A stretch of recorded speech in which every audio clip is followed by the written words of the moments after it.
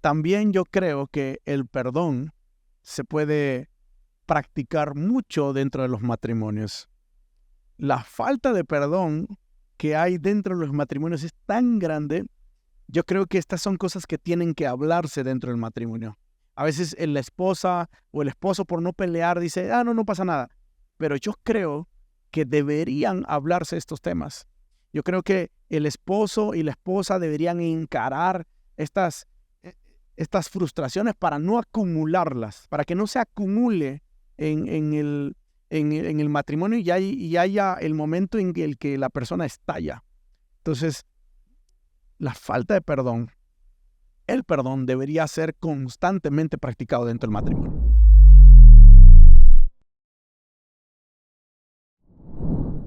Familia, ¿cómo están? Dios les bendiga. Aquí estamos una vez más en mi podcast. Este es el tercer episodio de la primera temporada de mi podcast. Estamos abriendo el corazón como no lo hacemos durante las prédicas. Y aquí está conmigo Daniel Valdés. Un aplauso para Daniel. Qué gusto poder estar una vez más. Es el tercer episodio de la primera temporada y se viene más. Y hoy vamos a hablar acerca de un tema que causó bastante impacto acá el domingo, que fue el perdón. El perdón, la falta de perdón. Y yo mencioné algo en la introducción y era que esta falta de perdón está tan metida en el corazón de los creyentes y está tan camuflado, así como el chisme se camufla dentro de los creyentes, así como otros pecados se camuflan dentro de los creyentes, la falta de perdón. Hay creyentes que no pueden alcanzar el siguiente nivel de fe en el que deberían estar porque no perdonan, porque están amargados, porque están molestos y tienen años y tienen meses heridos y las personas que las hirieron no se han dado ni cuenta de qué fue lo que hicieron para herirles en muchos de los casos. Yo creo que, como dijimos en la introducción y con todo lo que ha tenido es este podcast, sacar cosas que no hablamos durante las prédicas, vamos a ir directo al meollo del asunto, porque igual la prédica la pueden encontrar en YouTube, pero quiero hacer las preguntas y creo que es algo que se va a caracterizar este podcast, hacer las preguntas que no se hacen durante ese momento. Y voy a empezar con una, que es, ¿cuál fue la situación, uno de los momentos que más le costó perdonar? Uno de los momentos que más me costó perdonar. Yo mencioné uno durante la prédica y era que yo tenía un amiguito al que yo le enseñé a tocar piano. Y estábamos meses aprendiendo a tocar piano. Bueno, yo le enseñaba a él a tocar piano lo que yo sabía, ¿no? Yo tenía como 12, 13 años. Y yo soy el mayor de los 4 hermanos que en total somos nosotros. Tengo 2 hermanas al medio y un hermano más chiquito. Y a este muchacho que yo le enseñaba a tocar piano, con el que pasaba mucho tiempo, nos hicimos grandes amigos. Tanto así que incluso hasta pijamadas hacíamos y la pasábamos increíble, comíamos juntos, intercambiábamos ropas y la pasábamos muy bien. De esos mejores amigos. Ese fue un gran amigo mío. Recuerdo que nos interesaban mucho las canicas, bolitas, petecas, creo que algo así se le dice aquí en Bolivia, pero donde no sé de dónde nos mira, son esos redonditos así que se juegan con los dedos.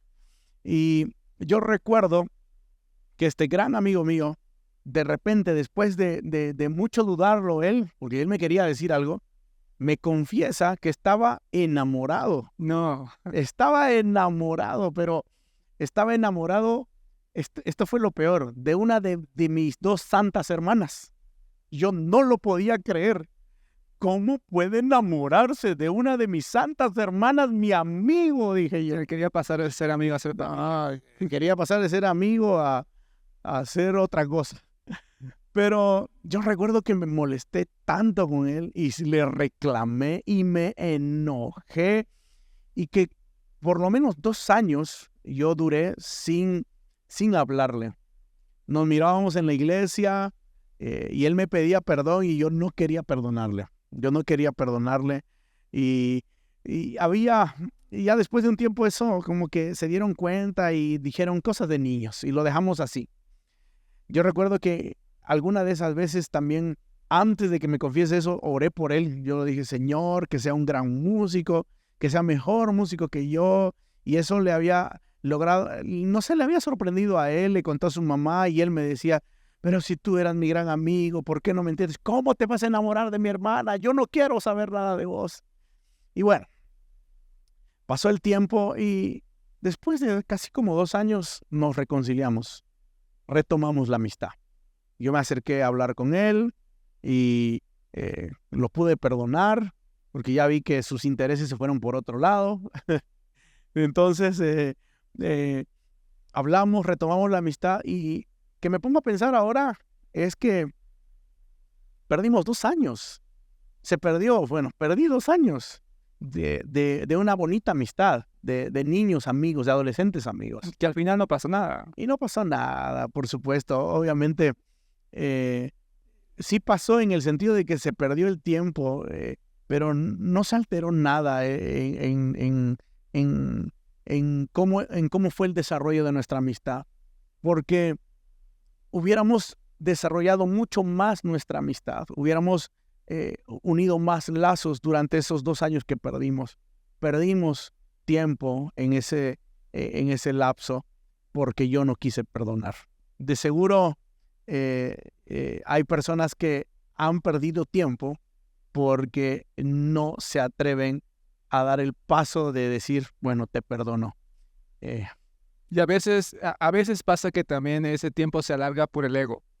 Y algo que me mencionaba en la prédica y que me gustaría profundizarlo aquí es para entenderlo un poco más en el concepto, ¿cómo es que el ego afecta al momento de perdonar? Hay personas que llegan a ti y te dicen, perdóname por esto. Y tú dices, no pasa nada. Y una de las razones puede ser que realmente no pase nada y no se haya dado cuenta la persona de que sucedió un agravio. Pero otra de las razones puede ser de que realmente tu ego te impide aceptar que tú, que realmente recibiste una herida y por eso dices no pasa nada.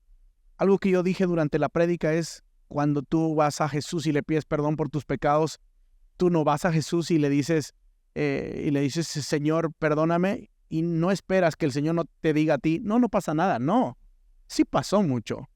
La sangre de su Hijo Jesucristo fue dada en la cruz del Calvario por nuestros pecados. Entonces, sí pasó, sí sucedió. Cuando tú vayas a pedir perdón o cuando te pidan perdón, sucede cosas, sucede algo. Tiene que haber libertad en ese momento porque la falta de perdón te esclaviza a una vida de amargura, te esclaviza a una vida de no crecimiento, te impide tu crecimiento y desarrollo espiritual. Pero el perdón te libera, te desata las ataduras que tú tenías, lo que te traía amarrado, lo que te impedía crecer espiritualmente, lo que te quedaba amargado te lo quita, entonces estás libre, quedas libre. El perdón te da libertad. Además que yo me acuerdo de situaciones que yo he pasado igual por el ego o cosas así. Cuando dejas eso de no pasa nada, normalmente hay un punto en el que esta persona explota. Se acumula. Y ahí pasa todo. Sí, y ahí sale todo. Y yendo a la tercera pregunta, hay una frase que yo escuché bastante en amigos de universidad o gente que ha pasado momentos complicados. Y la frase es, tienes que perdonar a Dios. Sí. ¿Qué opina de esa frase? Sí. Hay gente que realmente ha culpado a Dios por su ignorancia de los desastres que les ha ocurrido. Hay gente que le ha culpado a Dios por las grandes tragedias que personalmente han vivido. Dios, ¿por qué te llevaste a mi papá? Dios, ¿por qué me sucedió esto? Dios, ¿por qué nos pasó aquello? ¿Por qué este accidente, Dios? Hay gente que vive engañada por su ignorancia, culpando a Dios. Obviamente Dios tiene el poder y nada sucede sin que sea su voluntad. Ni una hoja de un árbol se mueve si no es por su poder, dice la Biblia. Pero hay que entender algo. Las personas tomamos decisiones.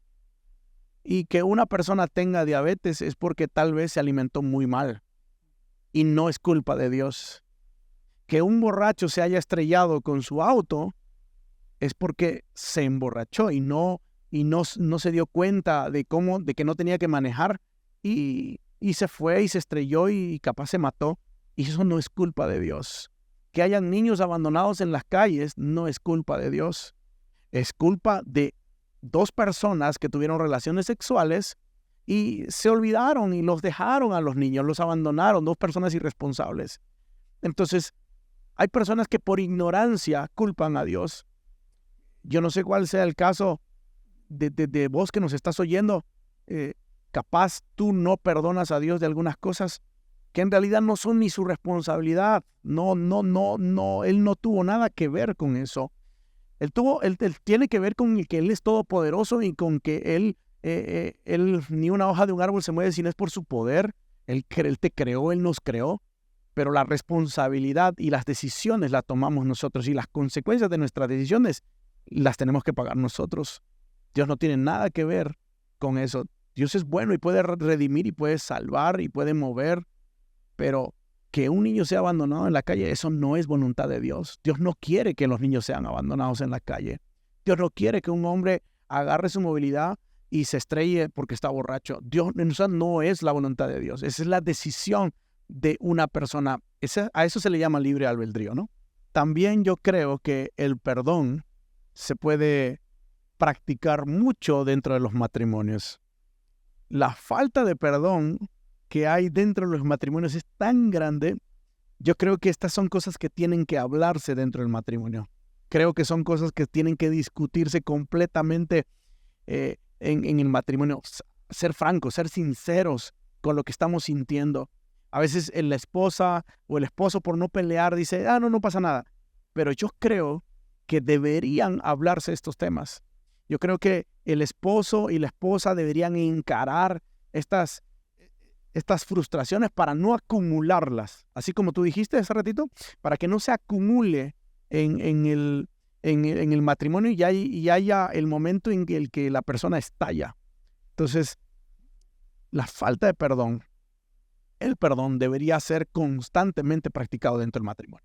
Y añadimos una pregunta más a esto que estábamos diciendo, ya que tocamos el tema de matrimonios y creo que tenemos muchos matrimonios nuevos que están iniciando. ¿Cuál sería su consejo con el tema del perdón? Sobre todo a matrimonios que están en sus primeros meses, primeros años, que recién se van conociendo.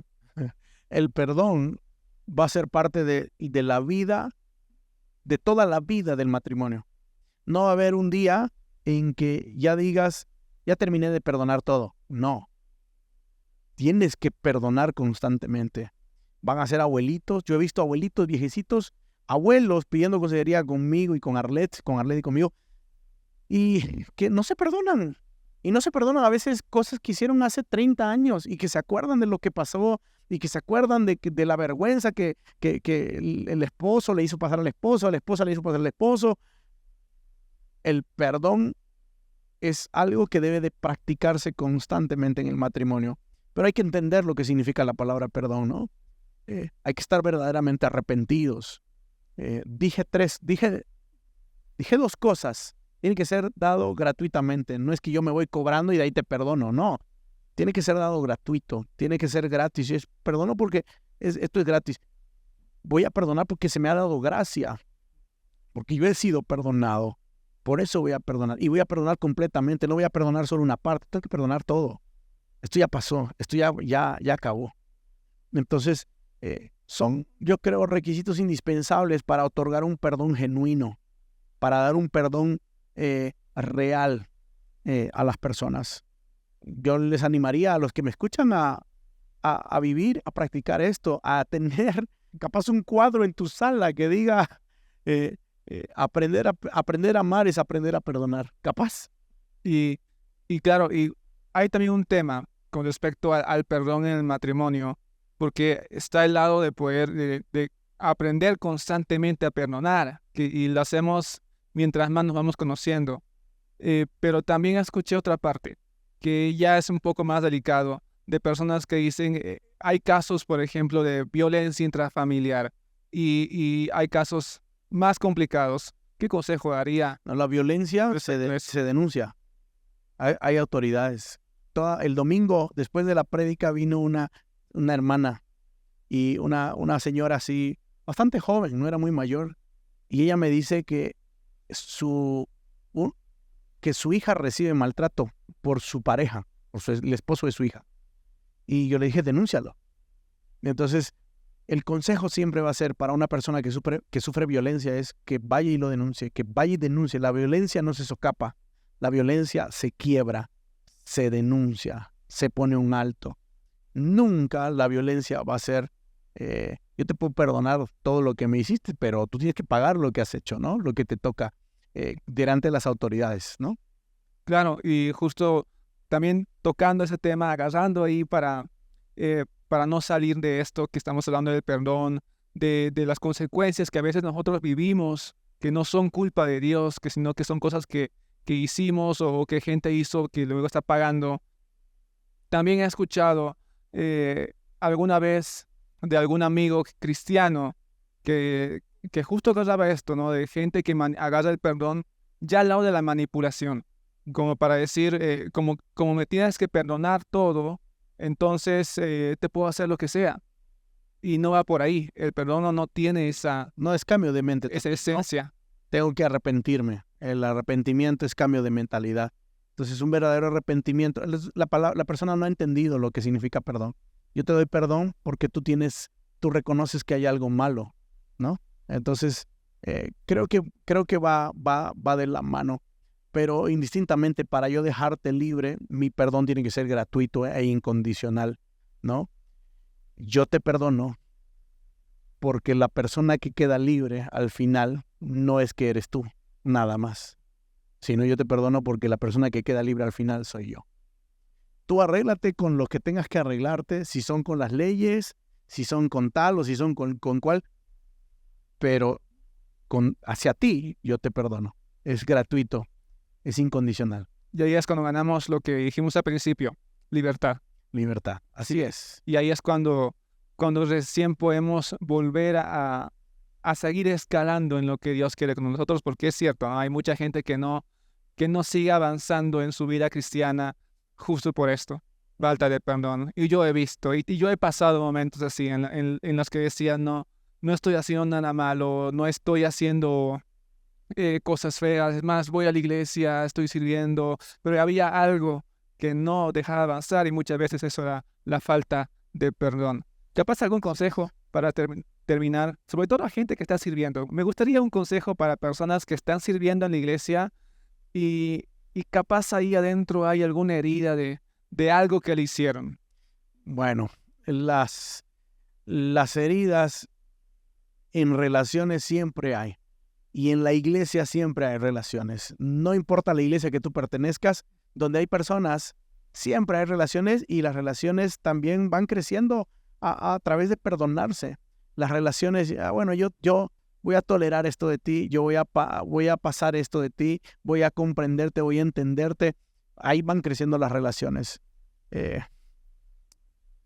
Da lo que tú quieres que te den. Si tú quieres que haya gracia hacia ti, porque la gente no tiene el deber de entenderte. La gente no tiene el deber de comprenderte. Da lo que tú quieres que te den. Si es gracia, si es perdón, ¿no? Eso es lo que yo te animo a que tú puedas dar. Qué lindo. Y claro, y con eso seguimos avanzando, que es lo que queremos, seguir creciendo.